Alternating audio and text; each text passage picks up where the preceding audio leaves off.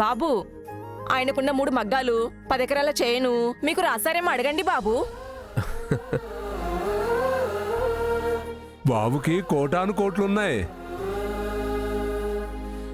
అంతేకాని మాట వరుసకు కూడా ఇస్తానన్నట్లేదు చూడండి.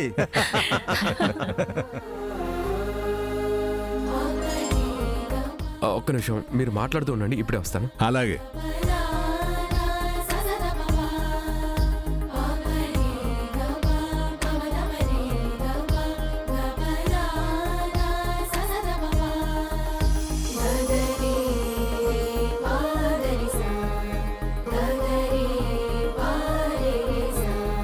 మీరు తీసుకొచ్చిన బట్టలు నాకు కరెక్ట్గా సరిపోయాయి.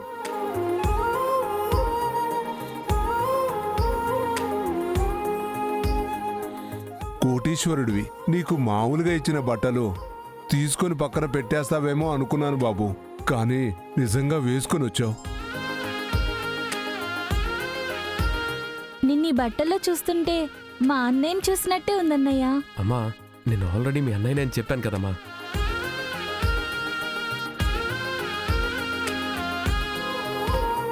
ఆయన మనిషిని మనిషిగా చూస్తారు, కానీ మనిషి వెనక డబ్బుని ఆస్తిని చూడరు. సరే సరే, మీ మాటలన్నీ అయిపోతే అల్లుడు గారికి భోజనం టైం అవుతుంది. రేయ్, బాబుకి అరిటాక్ ఏంటి రా?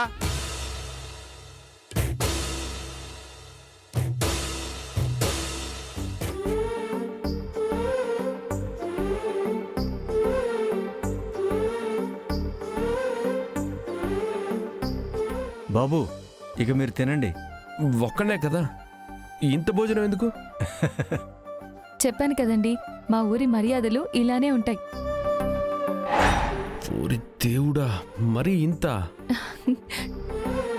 ఈ కొంచానికే ఇలా అంటే ఎలా అల్లుడు గారు? తినండి. ఏమండి, నేను ఇంత తినలేనండి. పర్లేదు అల్లుడు గారు, కొంచెం తినండి. ఎందుకు తినరు? మీరు తినాల్సిందే. ఆ, తినండి. బాబు, అన్నం మంచిగా కలుపుకు తినండి.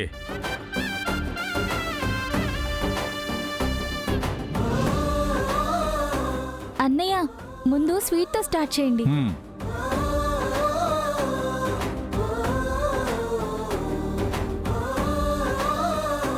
మ్మ్, ఎలా ఉందన్నయ్య? సూపర్ అమ్మా. సున్నుండ తిని బాబు, మంచి నెయ్యే చేయించా.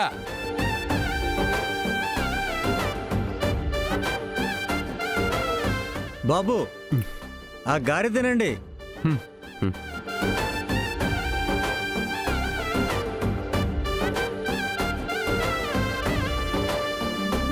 బాబు, చికెన్ నాటుకోడి తినబ్బా.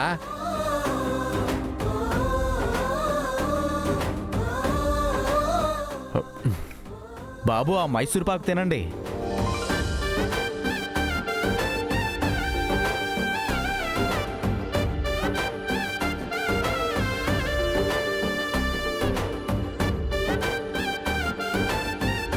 మొత్తానికి అల్లుడు ఆకు మొత్తం పూర్తి చేశాడు. అల్లుడు కట్టోడే.